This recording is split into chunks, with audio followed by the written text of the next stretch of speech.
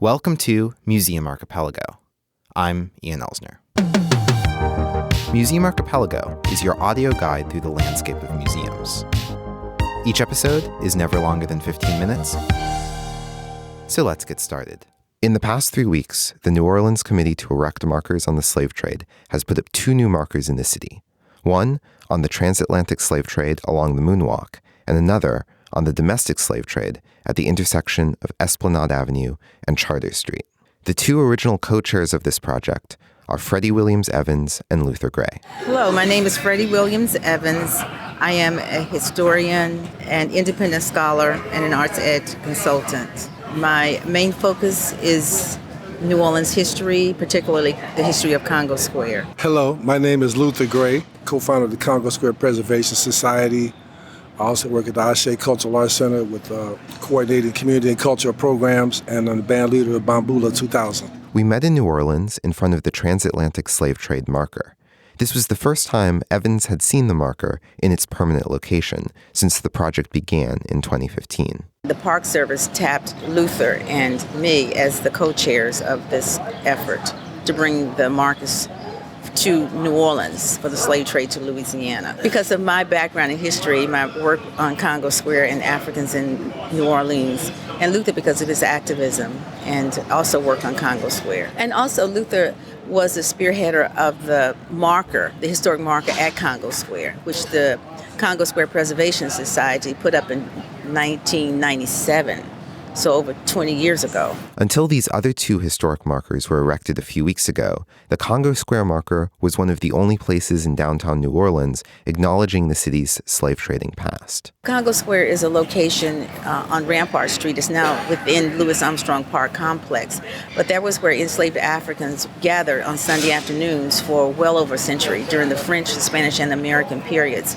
At the beginning of the city, enslaved people gathered at different locations, but in 1817, the city council, along with the mayor, determined that there would be one location. And we know that not from the documents, but from the fact that all of the references to the gatherings were to this one location. So in 1817, that became the sole location. In 1811, the largest slave revolt in North America took place in St. John Parish, and over 500 enslaved Africans came off the plantations, and their goal was to reach New Orleans and overthrow the government. They made it as far as Kenner, Louisiana, where they were met by troops. And so I think the preponderance of slave insurrections around the United States led to the mayor wanting to keep an eye on these gatherings. So these gatherings had police there to observe what was going on. And I don't think it's a coincidence that was 99 years after the founding of the city. So the city was preparing for the centennial in 1818.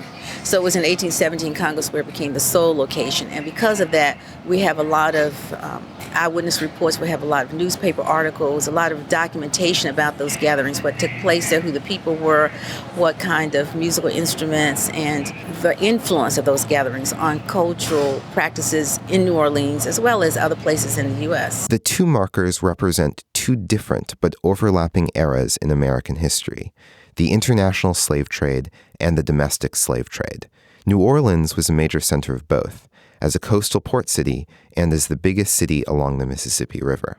Yeah, so this was in 1808. Congress banned, beginning January 1st, the international slave trade. So legally, all that was left was a domestic slave trade, which had already been in existence, we have to say that, but it increased dramatically. Louisiana, however, continued to smuggle people through the bayous and the backwaters, so we continued to have people brought in. But then it became the destination for the domestic slave trade, as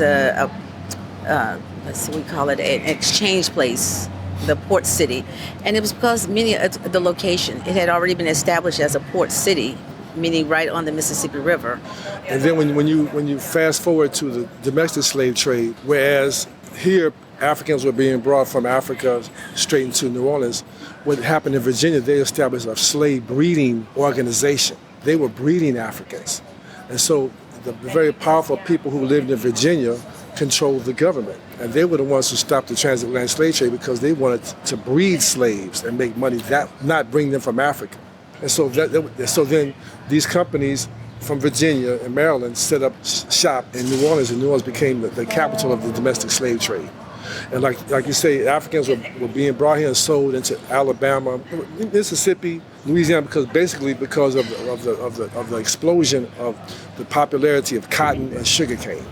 They needed labor to work these fields. Many of them came from Virginia, Maryland, North Carolina, those we call upper southern states, shipped down to New Orleans, and not always shipped. Many of them walked by foot in those locations, and then sent to points unknown. It could be Natchez was another major port, and from Natchez to other parts of Mississippi, but also to Georgia, Alabama. There was one of the sayings was the dread was to be shipped down the river to Mississippi, because who knows where you would have ended up. And one prime example was Solomon Northup. You may have heard of the movie and the book 12 Years a Slave, who actually, Solomon was a free man of color, but who was enslaved in Washington, D.C. area, and then shipped down to New Orleans and then sold onto a plantation for 12 years in Louisiana. So he was an example of one who was able to write about what happened, and there are untold millions who could not write about it. We don't know their stories, but we do know that New Orleans was a major port. Gray sees these historic markers as a continuation of his and others' efforts to preserve Congo Square. There's been a lack of documentation of African presence in New Orleans, even though New Orleans is a predominantly African-American population. Of course, we were the place of many Confederate markers as well, and statues. So I think what really kind of propelled a lot of this work in the 1990s is that, when we started to drum in Congo Square, we just really right away realized that there was no protection for Congo Square. It wasn't on the National Register of Historic Places. There was no markers there and things like that. So just by working with Freddi and Kalama Yasalam, people, Jamila Peters Muhammad, all of us who kind of formed the Congo Square Preservation Society, we just became, in my case, I'm not a historian, I'm more of a musician and a drummer, but I think drummers are historians as well. So I think our first goal was to get Congo Square on the National Register of Historic Places, so we could start to tell this story.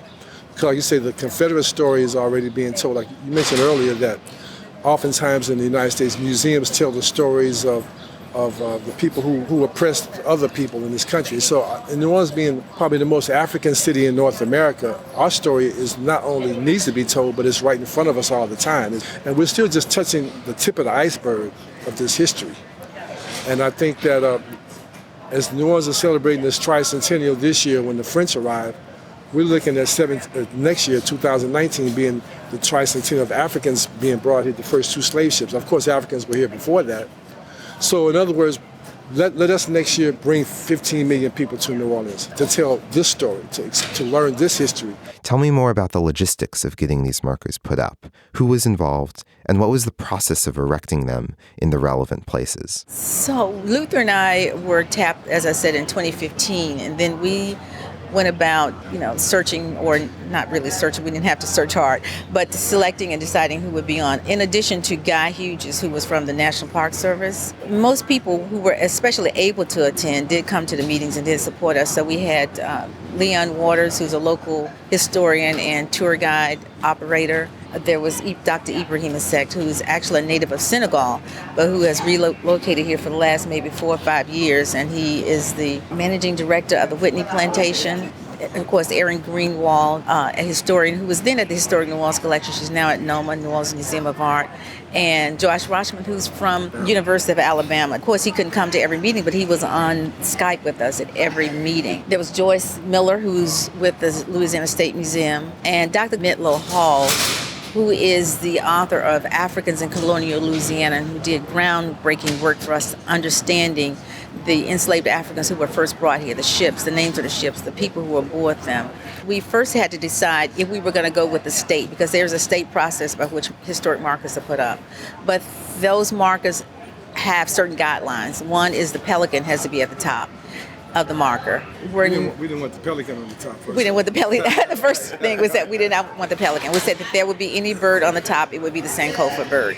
We contracted with an artist, Steve Prince, to design the bird, and you will see that it has the continent of Africa, the Sankofa bird and the state of Louisiana meshed together. And the Sankofa bird, of course, means that we learn from the past. The bird has its head turned back to remember the past and learn from it. So you would see the Sankofa bird on the transatlantic marker. And then on the domestic marker, we had images from buildings that were historic, that were actually there during that time period.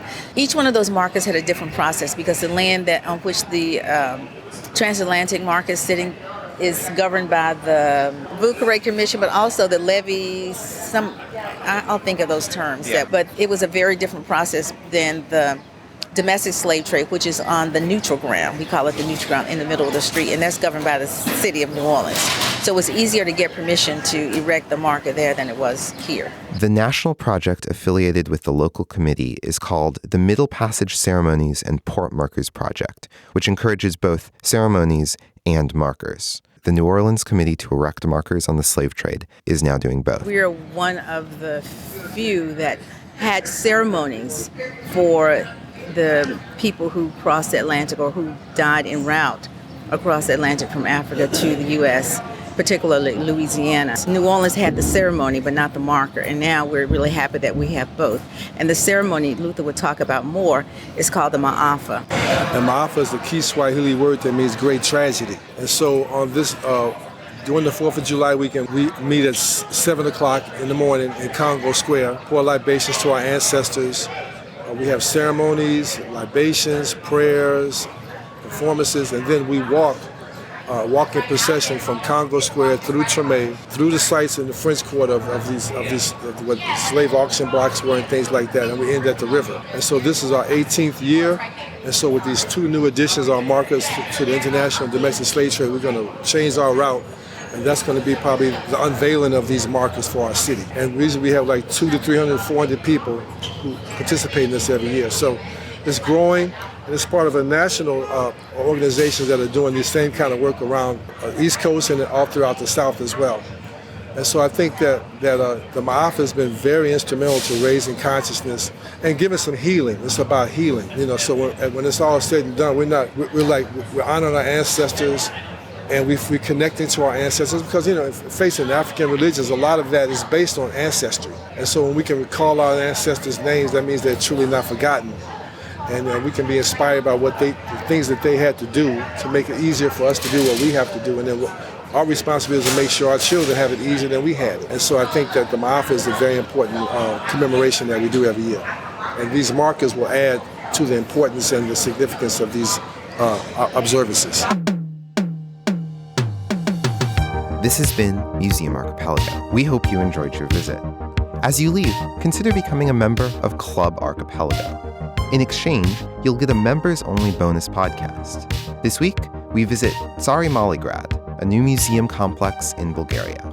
You can join for $2 a month at patreon.com/museumarchipelago. For more information or to submit feedback, go to museumarchipelago.com or museum_go on Twitter. Next time, bring a friend.